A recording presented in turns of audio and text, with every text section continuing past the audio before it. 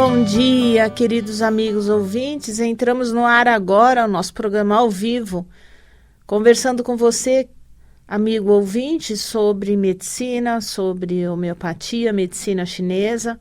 Hoje o nosso programa, na primeira metade do programa, nós vamos falar de câncer cólon retal, câncer de intestino, né? Então dá tempo aí de você pegar lápis e papel e fazer as anotações. Quero lembrar a todos que o meu livro está à venda. Nós estamos na live, pessoal. Quem está aí ligado na internet, Facebook, nós estamos com imagem ao vivo aqui dos estúdios da Rádio Mundial. É aqui o livro Guia Prático de Medicina Chinesa para Autoconhecimento, Saúde e Bem-Estar. Foi publicado esse ano, no mês de março. É o meu primeiro livro. É uma teoria chinesa dos órgãos e vísceras, alimentação oriental e um glossário de doenças de A a Z. É um livro absolutamente prático para ficar na sua cabeceira, para você consultar no dia a dia, na medida que você acorda indisposto, acontece algo durante o dia, você vai, consulta o livro, vai saber por que aquilo está acontecendo, do ponto de vista emocional, qual é o meridiano de energia afetado, qual é a dica de erva chinesa para tomar. Olha, excelente o livro. Daqui a pouco eu passo os telefones da onde vocês podem encontrar, mas desde já aviso que está disponível na Amazon, americanas.com e no site da Livraria Alfabeto. Algumas farmácias aqui em São Paulo, a farmácia de homeopatia, também podem levar até a sua residência. Mas vamos falar hoje do câncer. Eu tenho feito uma série de vídeos e todos esses vídeos estão na minha página no YouTube, Facebook, página pública. E hoje é mais um vídeo de câncer. Nós já temos lá publicado câncer de mama, câncer de bexiga, que recentemente foi gravado, e hoje é câncer de intestino. Nós sabemos, não sei se vocês sabem, que o cólon é o intestino grosso, e nós temos o lado direito, o transverso e o esquerdo, que é o descendente. Então é cólon ascendente, transverso, descendente. Depois vem uma parte do intestino grosso um pouco mais tortuosa e mais baixa, que é o sigmoide, e depois o reto. Muito bem. 90% dos casos de câncer de intestino são em pessoas acima de 50 anos, predominantemente acima dos 65 anos. É o terceiro tipo mais frequente de câncer, tanto em homens quanto em mulheres. E tem crescido a cada ano o número de indivíduos com câncer de intestino, de cólon e de reto. É o principal tumor do tubo digestivo. Ele é mais frequente do que o câncer de esôfago e estômago. Em cada 10 tumores são diagnosticados diariamente como câncer de intestino. O risco de uma pessoa, de uma população normal ter câncer de intestino é de 5%. 2/3 desses tumores são de cólon e apenas 1/3 de reto. Antes de falar dos fatores de risco, eu vou inverter um pouco hoje o nosso programa, vou falar das causas emocionais desse câncer. Pela nova medicina alemã, emocionalmente, o câncer de intestino tem a ver com conflito de raiva. Raiva do quê? Raiva que o indivíduo passa nos negócios, em heranças, brigas, disputas de herança, traições, decepções com indivíduos na área financeira, ou com pessoas da família, ou sócios, ou alguma outra questão, pessoas que sofrem difamação com má intenção. Então, alguém te prejudica e te difama injustamente. Acusações essas que calam no seu coração de uma forma muito fechada, onde você não compartilha aquela emoção, aquele autossignificado daquela emoção fica ali preso no seu emocional e você não fala com ninguém. Algo muito desagradável, algo muito feio que alguém falou sobre você e você vive aquilo calado. Uma ação vil, baixa, uma infâmia muito grande. Isso pode causar câncer de intestino. Em algum momento você passa por essa situação e não resolve essa situação, não libera essa situação. Passam-se 9 meses e aquelas células podem se diferenciar de células normais do intestino para células atípicas. Se for um câncer de colo ascendente, que é do lado direito, são brigas e guerra com os ascendentes seus. Ascendentes são pai, mãe, avós, pessoas mais velhas que você. Se for de cólon transverso, são decepções, traições, guerras, raiva, pelos quais você passa com iguais a você, como amigos, irmãos, cônjuges, pessoas que têm mais ou menos a mesma faixa de idade sua.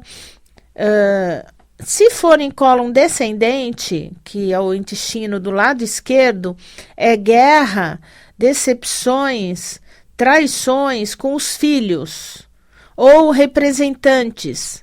Então, às vezes, você criou uma pessoa, você criou um irmão seu muito mais novo e ele te traiu, ou filhos, onde você sente que um filho seu te maltratou, houve uma situação vil, desagradável, pesada, uma grande discussão.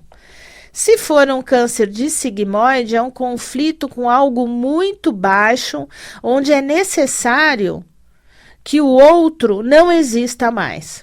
Então, são momentos difíceis onde alguém te machucou muito e você deseja até que essa pessoa morra, que essa pessoa desapareça, que você nunca mais veja essa pessoa.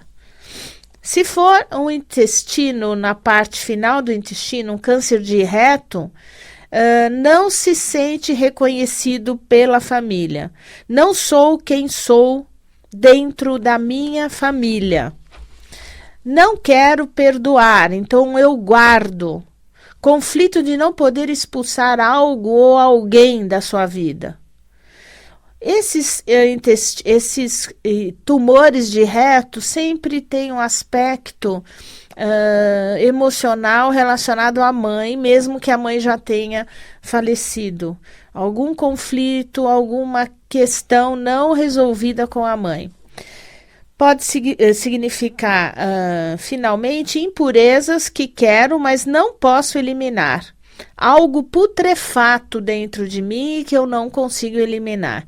Então, os aspectos emocionais psicológicos são de extrema importância nos casos de câncer. Não são as únicas causas. As outras causas eu já vou citar em seguida, mas são também bastante importantes. Quais são os fatores de risco do câncer de intestino? Primeiro lugar, pessoas que têm doenças autoimunes no intestino, tipo retocolite ulcerativa. Na retocolite ulcerativa, 1 em cada 5 indivíduos poderão desenvolver câncer de intestino. Na doença de Crohn, eu já tenho inclusive vídeos aí gravados no meu canal do YouTube, onde eu falo sobre retocolite ulcerativa e doença de Crohn. O risco no Crohn é 2 vezes maior de desenvolver câncer. A genética, então, um em cada 5 pacientes com câncer de intestino tem parentes também com câncer de intestino e o risco ainda é maior quando esse parente é de 1º grau. Então, quando é pai, mãe ou irmão, então o risco é muito grande de se desenvolver. Algumas síndromes genéticas, como a polipose adenomatosa familiar, essa polipose são indivíduos que já nascem com o intestino grosso rico em pólipos. São muitos e muitos pólipos e, graças a Deus, né, felizmente, essas pessoas com essa síndrome são apenas 1 a 2% da população geral, mas trabalhos mostram que quem tem polipose adenomatosa familiar, 100% vão ter câncer acima de 50 anos de idade. Então, há de se fazer um controle rigoroso desses pacientes. Existe uma outra doença intestinal, que é uma polipose também, chamada síndrome de Lynch. Essa síndrome de Lynch, grau 1 ou grau 2, cerca de 80% desses pacientes com esse tipo de não polipose, é uma doença não polipoide, que pode desenvolver também câncer acima de 50 anos. Cigarro, outra vez o cigarro entra aí como causa de câncer, não só câncer de pulmão, câncer de garganta, de língua, de boca, câncer de bexiga está muito relacionado ao cigarro e agora também o câncer de intestino. A presença de pólipos. Então, hoje em dia, quando nós pedimos, principalmente nos pacientes acima de 50 anos, a primeira colonoscopia, é pensando em diagnosticar pólipos. Pólipos são pequenas evaginações, né? Então, são como se fossem pequenos dedinhos, pequenas elevações que ficam na luz do intestino grosso. Existem dois grupos de pólipos. O pólipo sem potencial de malignidade, são 30% desses pólipos, são chamados pólipos hiperplásicos ou pólipos juvenis. Então, se você fez a colonoscopia e deu lá pólipo hiperplásico ou juvenil, são absolutamente benignos, nenhum risco de câncer. Outro grupo são os pólipos chamados adenomas, que têm um potencial de malignidade maior. 70% dos pólipos são adenomas, então tem 3 tipos de adenoma: o adenoma tubular, que são cerca de 75% a 85% dos casos, adenomas tubulovilosos, são 10% a 25% dos casos, e os adenomas vilosos, que são apenas 5% e são bastante perigosos, são mais agressivos. Esses pólipos com potencial de malignidade, chamado pólipos adenomatosos, existem 3 graus. O grau de atipias, que nós chamamos de displasia leve, moderada e severa. A severa é a mais diferente da célula original, então são piores. Se esses pólipos forem maior que 1 centímetro, é maior o risco de tumor. E se forem pólipos em indivíduos maiores de 65 anos, são mais agressivos, esses pólipos. Então, pode gerar cânceres mais agressivos. O pólipo também pode ser diferenciado, pode ser um pólipo adenomatoso com atipia discreta. Se ele você faz a colonoscopia, sai esse pólipo, é retirado no processo da colonoscopia, retirado o pólipo, se ele não tivesse sido retirado e estivesse dentro do intestino, ele pode levar até 11 anos e meio para se transformar em câncer. Se for um pólipo com atipia acentuada, apenas 3 anos e meio é suficiente para aquele pólipo degenerar. Por isso que é importante fazer a colonoscopia. Durante o ato da colonoscopia, os médicos hoje já retiram esses pólipos e mandam para análise. Falando em dieta, uma dieta pobre em gordura e rica em fibras evita o câncer. Mas, do ponto de vista da medicina chinesa, como nós entendemos que o excesso de calor no intestino, que é gerado por uma má alimentação, uma alimentação rica em carboidratos, de carboidratos simples, né, que é açúcar, é farinha de trigo. Pessoas que se alimentam quase nada de salada, quase nada de legumes e frutas, geram um calor maior no meridiano do fígado, que caminha para o intestino, Pode haver uma diminuição do Qi do baço, gerando umidade e calor. Umidade e calor é proliferação celular. Eu sempre dou um exemplo simples quando a gente quer plantar um feijãozinho no vaso. Você coloca ali o feijão, rega, bota no sol, umidade, calor junto com a terra, você tem proliferação celular. Nosso organismo é igual. Então, toda vez que a gente tem uma alimentação errada e que força o metabolismo do fígado, esse gera calor, na medicina chinesa, esse calor pode caminhar para o intestino e aí você tem proliferação celular na parede do intestino. Então, a alimentação é fundamental. Alguns trabalhos mostram que uma dieta rica em cálcio pode evitar o câncer de intestino, e alguns pacientes estudados que tomavam a aspirina infantil 100 miligramas, pacientes que tinham problemas cardíacos, que precisam tomar a aspirina tamponada ou não tamponada, pode evitar o câncer de intestino, segundo alguns estudos, né? A obesidade seria um fator de risco maior para câncer de intestino. Em geral, um indivíduo obeso tem uma alimentação incorreta, tem mais calor, tem desequilíbrio do baço pâncreas maior, e isso pode levar a desenvolvimento de células.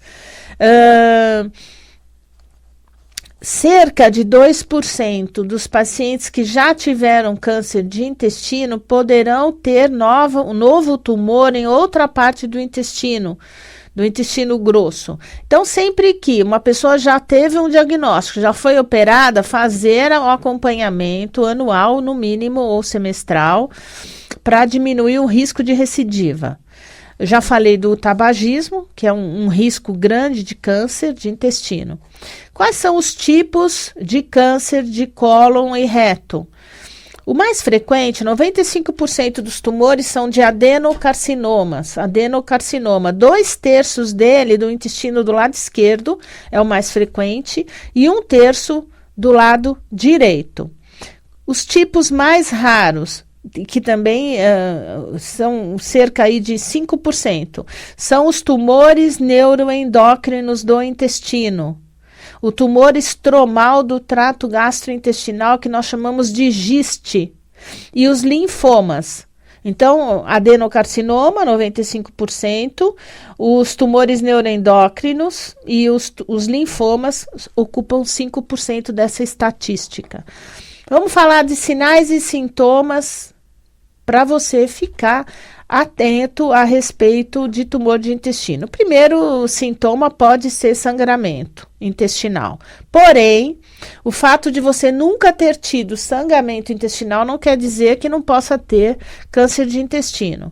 Antigamente, quando não existia a colonoscopia, e até hoje, nos indivíduos, às vezes, muito idosos, nós pedimos o sangue oculto nas fezes. Então, às vezes, um sangue oculto nas fezes não é visível, é só visto no aparelho de microscopia. Nós descobrimos um sangramento pequeno e aí nós partimos para a investigação.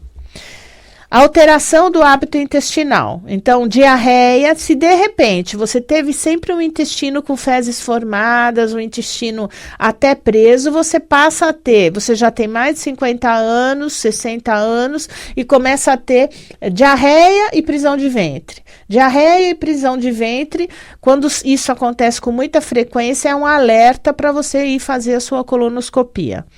Dor no reto, ou quando o calibre das fezes começa a sair mais fino. Pode ser um tumor de reto, por exemplo, né? Então, é bom ir ao médico, né? Fazer a colonoscopia. Anemia em pessoas acima de 50 anos, principalmente acima dos 60 anos, pode ser um diagnóstico precoce, um aviso de que está perdendo sangue pelas fezes sem perceber. Então, uma anemia crônica nesses indivíduos, nós vamos pedir a colonoscopia. Sintomas das metástases.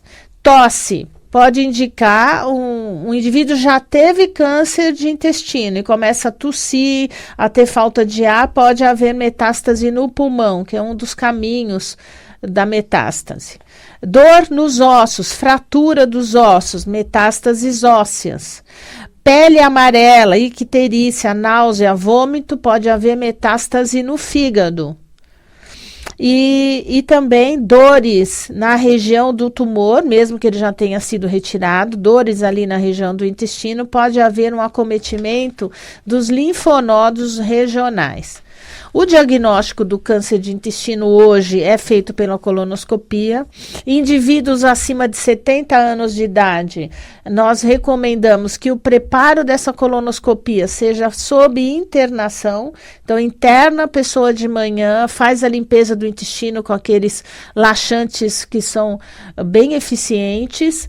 Isso pode levar a pessoa a uma fraqueza, às vezes a pessoa já tem um problema cardíaco, então é bom que isso aconteça dentro do hospital.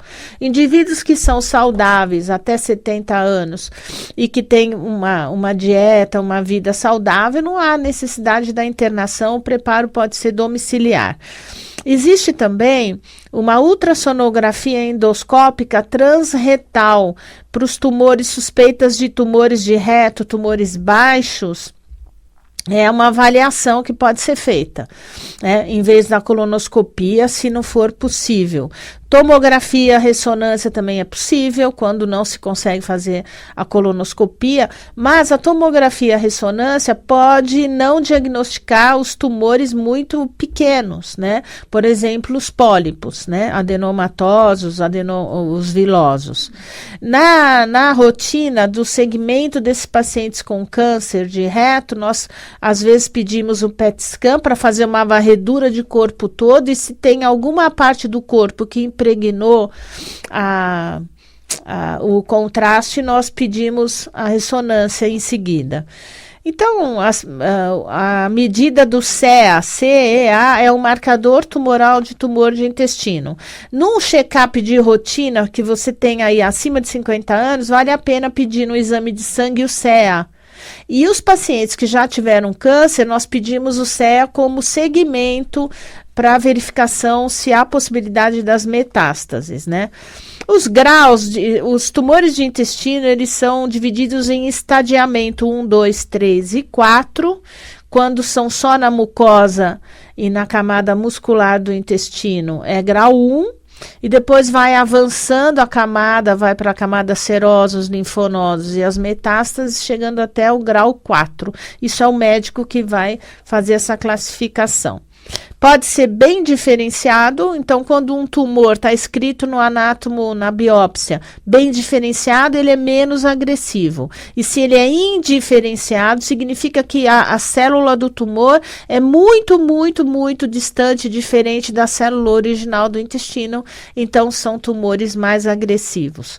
Se esse tumor invadir os vasos sanguíneos, existe uma possibilidade maior de irem células via sanguínea para outras partes do corpo, originando as metástases, ou por via linfática, acometendo os vasos linfáticos regionais, são as metástases chamadas metástases regionais.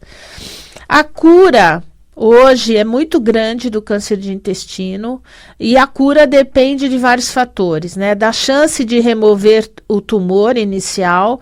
O ideal é se fazer o diagnóstico precoce, já retira o tumor antes de fazer as metástases. A remoção das metástases, se são pequenas, também é possível. Se o tumor tem um aumento do CEA, é um tumor mais agressivo. Depende também a cura, se o tumor é responsivo ou não à quimioterapia. A prevenção, sem dúvida nenhuma, é fazer a colonoscopia. A prevenção, principalmente nos pacientes com retocolite ulcerativa e Crohn, deve ser anual, né?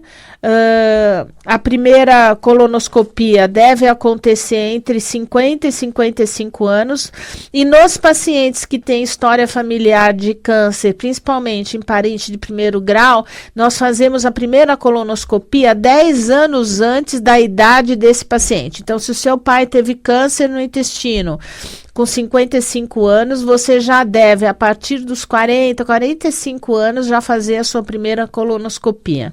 10 anos antes da data daquele paciente ter desenvolvido o câncer. O tratamento vai depender do grau desse tumor. Se ele está num grau baixo, remove o tumor. Muitas vezes, se não tem infiltração linfática na retirada da peça, não precisa da químio, só vai fazer acompanhamento. Se já invadiu a camada mais profunda do intestino, os linfonodos, vai fazer cirurgia e químio, né? O tratamento da químio vai durar entre 6 meses e 1 ano. Se tem metástases, vai fazer químio, às vezes só químio antes da cirurgia para reduzir o tumor primário.